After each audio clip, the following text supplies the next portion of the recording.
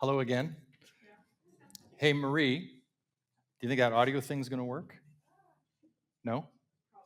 Probably not. Okay. I have this thing about throwing things to Marie at the last minute. Oh, will this work? And then sometimes she just looks at me and goes, no. So I'm going to try it. I'm going to play it through this microphone here. So is this mic still on? Still live? Okay. So hopefully this will sound good. And so I just invite you to just listen from a place of you don't know what's coming at you. And even if you recognize it, just try to listen as if you've never heard it before and it's brand new, okay? Shoot, I can't remember her name. What is her name? Darn, here she comes. What is it? Sally? Sue? She just told me yesterday. What's the matter with me? This is going to be embarrassing. In case you haven't noticed, you have a mental dialogue going on inside your head that never stops. It just keeps going and going. Have you ever wondered why it talks in there? How does it decide what to say and when to say it? How much of what it says turns out to be true? How much of what it says is even important? And if right now you are hearing, I don't know what you're talking about, I don't have any voice inside my head, that's the voice we're talking about. And if you're smart, you'll take the time to step back, examine this voice, and get to know it better. The problem is you're too close to be objective. You have to step way back and watch it converse. While you're driving, you hear internal conversations like this. Wasn't I supposed to call Fred? I should have. Oh my God, I can't believe I forgot. He's going to be so mad. He may never talk to me again. Maybe I should stop and call him right now. No, I don't want to stop the car right now. Notice that the voice takes both sides of the conversation. It doesn't care which side it takes, just as long as it gets to keep on talking. When you're tired and trying to sleep. Yeah. Sound familiar, anybody? I'm trapped in here. It's okay. Does anybody recognize that, what that's from? No? But we all know what we're talking about here, right? The voice that's telling you something right now, even while I'm speaking, it's trying to figure out what you just heard, and it's running in the background. That's from, gosh, I don't even remember. Look at that, just escaped me. The Untethered Soul, Michael Singer. That's the opening. That is the opening of the book, right there. The voice inside your head, which today's talk title is Freedom from Not Being Enough. And don't you think that the voice inside your head has a lot to do with that idea of not being enough? Right? How many, just raise your hand, how many times have you stopped yourself from doing something? It's okay, you can just keep your hand up, because my hand will be up the whole time. So, you know, I'm not embarrassed by it, but how many times have you stopped yourself from doing something because the little voice in your head said somebody else might object to it, or somebody might be upset, or what will relative so-and-so think, or what will they think at the place I work, or what will my friends do? Maybe I won't have any friends left. Like the conversation goes on and on and on and on, right? All of those things come up and stop us in our tracks from living the life that we could be living. And I came across this quote this morning, which I just loved, and I don't remember the website I got it from. It goes like this: Jesus wasn't trying to make bad people good. He was inviting the sleeping to come alive. Right? He was inviting us to live our life, to connect within, to find that spiritual harmony within us that we could live our life from. And it doesn't matter to me how you dig into it or how you pull from it. You can be as faith-oriented as you want. You can practice any religion you want. You can act as Jesus is your Savior or not as your Savior. It doesn't matter to me. What's important is that you recognize that there is that divine dwelling within each one of us that Jesus talked about. The Father and I are one. That's what he was talking about. It wasn't something out there. It was something for all of us to invite into our way of living. And so when I think of freedom, when I think of the freedom from not being enough, that's what it is. It's that idea of connecting down here, of going in, of sitting in prayer, of sitting in meditation, of taking a step back, as Michael Singer talks about, just taking a step back and noticing the noise, the racket that's going on inside of our heads. And now you could argue that that is our wounded child, right? So we could do some work around that. We could argue that that's our ego running, however you want to frame it. It's actually our friend. So one of the things that I learned going through ministerial school was this idea to adopt a friendship with that voice inside my head, to bring it in as my friend. And so what I like to do is imagine, so if you could just imagine this, imagine that you're driving the car and you've got this person sitting next to you that won't stop. They just won't stop talking. And you want to go right at the next intersection, but they want you to go left. Have you ever had that? Nobody have you ever had that for real?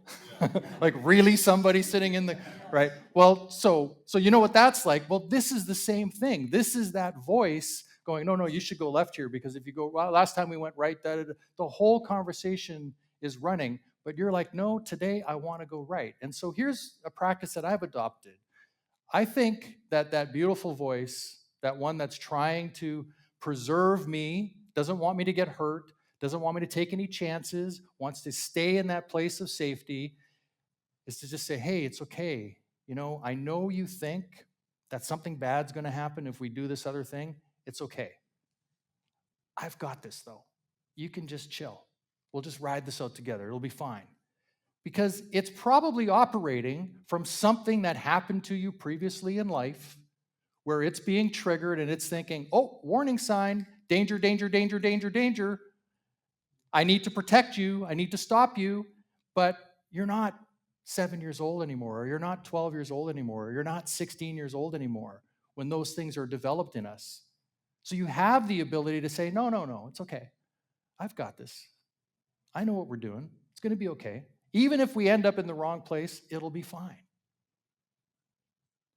So that's what we can do. We can take a step back and say, it's okay, I've got this. And maybe it's something really hard. Maybe you're dealing with some anxiety around something. Maybe there's some trauma around something.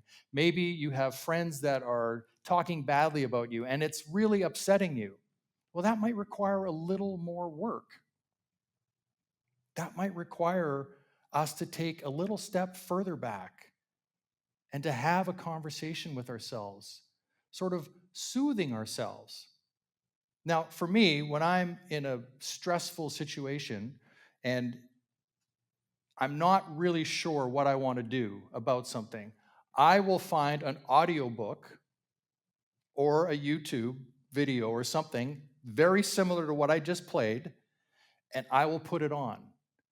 And I will take that wisdom because right now I'm in a state in my mind where I actually can't really get a concrete thought going. Ever had that where you're just kind of running circles around yourself in a tizzy, right? Okay, who's been in a tizzy? Okay. So some people spend their life in a tizzy. And if you're joining us online or you're watching this later, it's okay. You can put your hand up at home and nobody will see it, but you'll know that you're part of this conversation. So pretty much everybody here has experienced this in their lives, right? Now, something else I do is I also read scripture. I will read something from the teachings of Jesus because I think he's a really cool guy. Like he had it going on. He was not afraid. He was not afraid to do what he felt he was here to do and challenge anybody that was up against that, and at the same time be the most loving presence, accepting of anybody. Now that's a great mark to live to, I think. Like if we could all strive for that level of relationship and community and caring for one another, which begins with ourselves, right? We can't know how to love if we don't start here. But if we could all aspire to that, do you think we would have the problems we have going on in the world today? Right? Do you think people would be out to get what's theirs? That's mine. I deserve that. I don't care what happens to you. That's not how we want to operate. But it's incumbent upon us to do the work necessary and to call on whatever it is that works for you. You know, I know what works for me. I have my go-tos. Whenever I'm stressing about money, which I do stress about money from time to time, you know, I have 2 daughters going off to university that I'm scratching my head going, okay, how's that going to work? And so sometimes that little wheel can get running around in the head, right? That, oh, I don't know how it's going to be. Well, first of all, the tuition isn't due till August, the end of August, so I don't really need to worry about it right now. Would you agree? Right? But I could spend the whole night worrying about it, wake up tomorrow morning, and still be in the exact same place without having to worry about it really until the end of August when the check's due. So that's one. The other thing I do is Edwina Gaines has this great book, and the name escapes me right now, but maybe Reverend Patricia remembers, her Prosperity Consciousness book. Anyhow, Edwina Gaines has this great book about prosperity, and I'll just throw that on and just let her talk me off the ledge. That's sort of how I look at all of these things. I'll put on something and just, come on, just talk me off the ledge right now, please, because I'm hanging on for dear life here, and I need something to ground myself. And then once I've kind of got that grounding again, now I can stop listening and I can take the control back from my fear voice, from that little voice that's trying to concern me about everything that's going on in my life and everything that's not going on in my life. And I'm sure you're all similar, because I've asked a whole lot of questions over the last 3 years about how many people agree or could raise their hand. And it's amazing to me how many people raise their hand.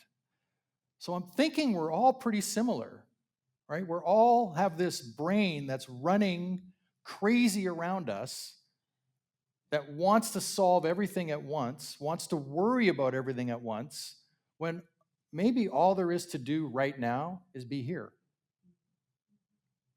That's all there is to do right now, is to be here.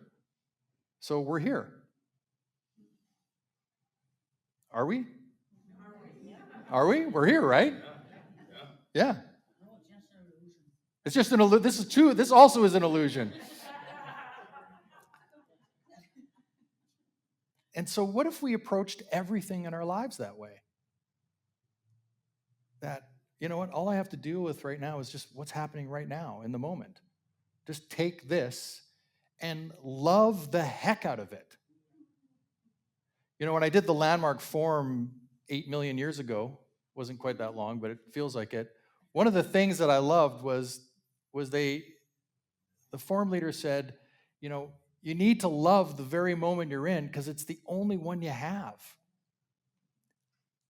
You know, the past is gone, the future doesn't exist. The only moment we have is the one we're standing in right now, or sitting or laying down or conversing with another person. So to be anywhere else mentally is a disservice to your own life. You know, I'm trying to think, there's a The Chosen, I think, is this series that was put out about the life of Jesus, about the New Testament, right? And I've watched, so, you know, I was raised in a Catholic household, and my parents we went to church every Sunday, and we watched every single Jesus movie that came on TV at Easter and Christmas time, and I've seen all of them, the Ten Commandments, all of that stuff. Love those movies. And you know what I always loved, or what I always appreciate, is they always had somebody play the role of Jesus, and the camera would be on their face, and they just had these eyes that you felt like, oh, yeah, everything's okay now. So I always have it in my head that that's how he was, right? That he was just this guy that could just walk into a room and soothe everybody.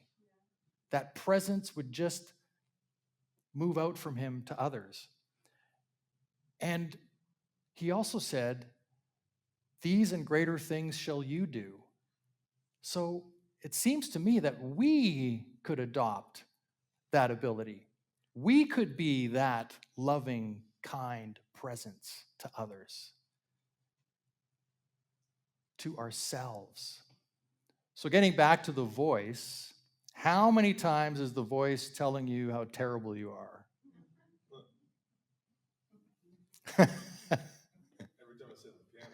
So Nico shares that every time he sits at the piano, the voice is very critical of his piano playing. Yet all of us might say, Nico's pretty good at the piano. Right? We all might have a different opinion of Nico's piano playing, but for Nico, the struggle at the piano is always one of, and I'm sure there's those moments where he feels like he just had it going on really great. So we can adopt that faith in ourselves, that trust that whatever we're doing it at the best we can. We can strive for that and get rid of the critical judgment of ourselves. Because I believe that if we work on the loving, compassionate caring for ourselves and bring that into our very essence and being, we're going to be able to give that out to others freely. See, because if you love yourself first, you can love your neighbor because you don't need anything from them. You're not putting the pressure on them to solve you because you're doing the work for yourself.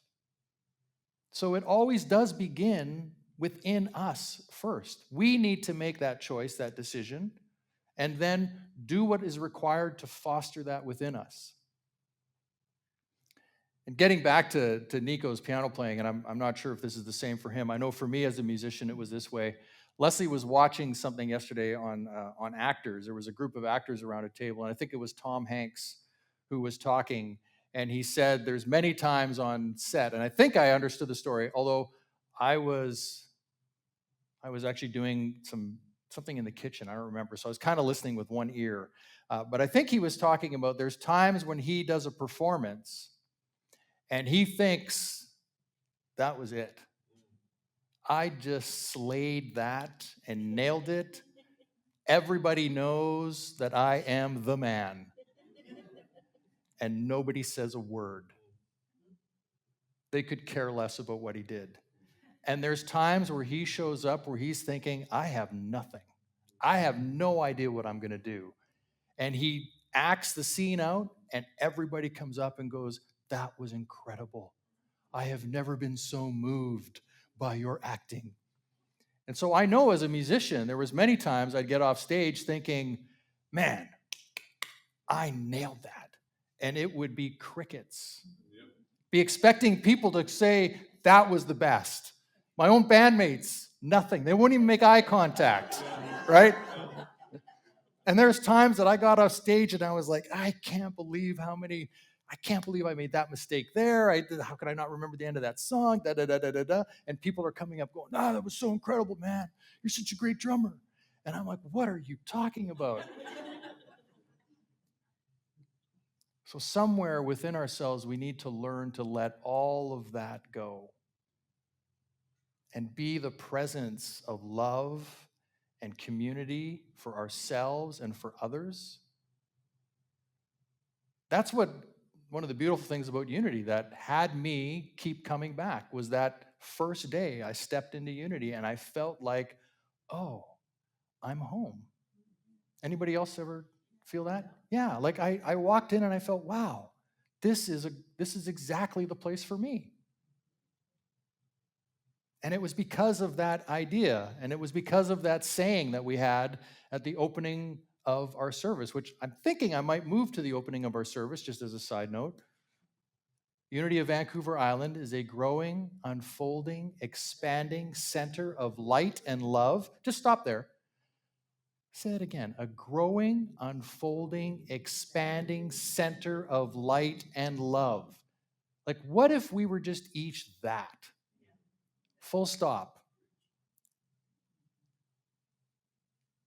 But it didn't stop there. Then came that great word that I'd never heard in something like that before. Mighty. Mighty to attract its good and radiate good to others. And when that went up on the board or the screen and I read that, that's it.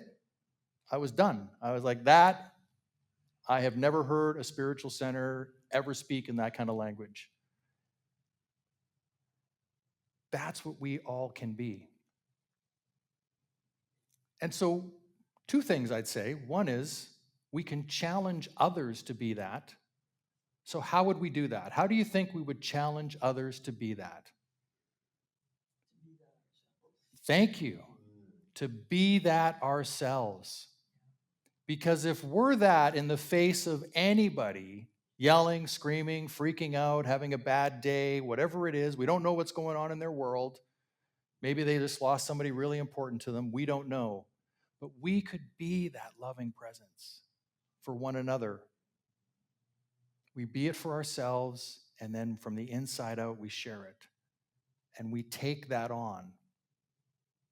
And it doesn't matter to me if you think that that was taught by Jesus or Buddha or Muhammad. Doesn't matter. Hinduism, it's all the same. From everything I've read, we're all pointing to the same direction. You know, if we could just get rid of the needing to be right about it, that would really be helpful. But we're all pointing for the same thing. We're all striving to teach the same thing to one another. Community, loving presence, caring for one another, peace. But it starts with each one of us. That's what there is to do. I had some steps here, I think. I don't know. I had something. I wrote something down. Let's see what it is. Let's see what I wrote down for this. I'm going to rediscover the thoughts I had one day. So I had some steps here. So things we need to do. We need to process our fears. It's natural to feel afraid, right? And I heard this great thing that the other day that we're not afraid of the future. We're actually afraid of giving up what we already have. Even if I'll use the word, sucks. Because we know it, right? So we know what it looks like. So we're comfortable with it. So we might be afraid to actually give up what we already have. We need to be able to take that step into the unknown and trust that releasing that stuff will serve us. We need to trust ourselves to make good decisions for ourselves. Anybody here always rely on other people's opinion about what they should do? No? Okay. How about, have you ever? Yeah? Have you ever been in that space? Right. So I know I have. It's like I got to run it by somebody all the time. I don't need to do that anymore. You don't need to do that anymore. You know inherently what is right for you. As soon as you think it, as soon as it comes out of your mouth, you know it, and then you start, the little understanding brain starts going, no. Well, I don't know, maybe it's not. They did this and that person did that. I don't know. We start that dialogue. Just remember, that's that voice. We can go, hey, it's okay. I got this. Thanks for chiming in. It's been really great, but I'm driving the car, right? I got this. Put yourself first. Don't feel bad about doing this. And I'll use this analogy 100 times. I've used it 100 times. When you're on the plane and it's going down, what do they tell you to do? Put the mask on yourself first, because you can't help others unless you take care of yourself. They taught me that so much in ministerial school. That was like, I think they've redesigned the curriculum, and that is now an actual, every semester is self-care, is adopted into every semester. Because you can't be a presence for others and yourself if you're not healthy. So we need to take care of ourselves. Feel pain and joy as fully as you can. Lean into it. Lean into the pain. That's the way through it. It's not to avoid it. It's to actually lean into it. The same you would joy. Anybody here resist joyful moments? I will say sometimes I do, because my little head is like, I don't want that person to think that they've actually excited me about something, right? Because maybe there's a conflict between us. So I'm not going to enjoy this as fully as I could because there's a bit of a conflict that we've had over the past. So I don't want to give that to them.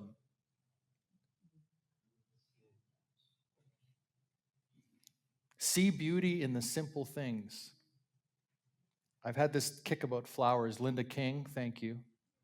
Thank you for bringing these in today. This wasn't planned, but I'm just going to let you know that we're going to start a coordinated effort where people can sign up to bring flowers in for the Sunday. So you can take on the full experience of bringing whatever flowers you want in, and it'll be your Sunday, and you can bring them in, and then we'll have something nice here, because it's really all about the aesthetics of the camera.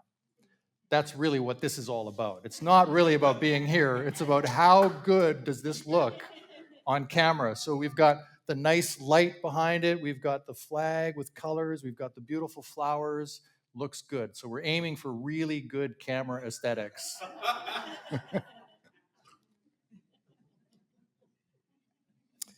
Be kind to yourself.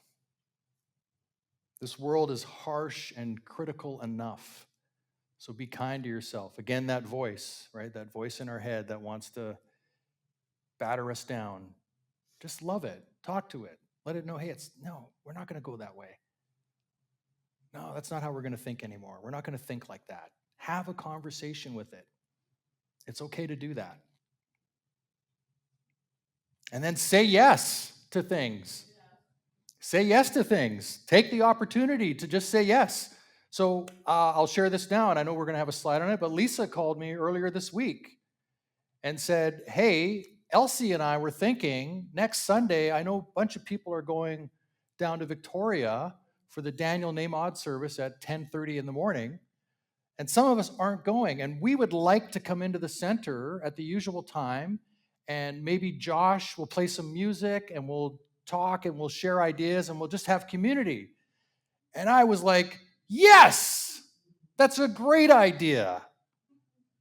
I don't need to be here for that. We don't need to control what people do. It's like, if you can get down to Victoria, I'll be there. I know Reverend Patricia will be there. A bunch of others will be there. Great. And if you can't, we're still going to be open here at 12:30 on Sunday. There's some things to figure out around who's going to open the doors and lock up and be responsible. But yeah, let's just say yes to things. Say yes as much as we can to stuff. As long as we're building community, coming from a place of love and caring for one another, what could go wrong? Yeah.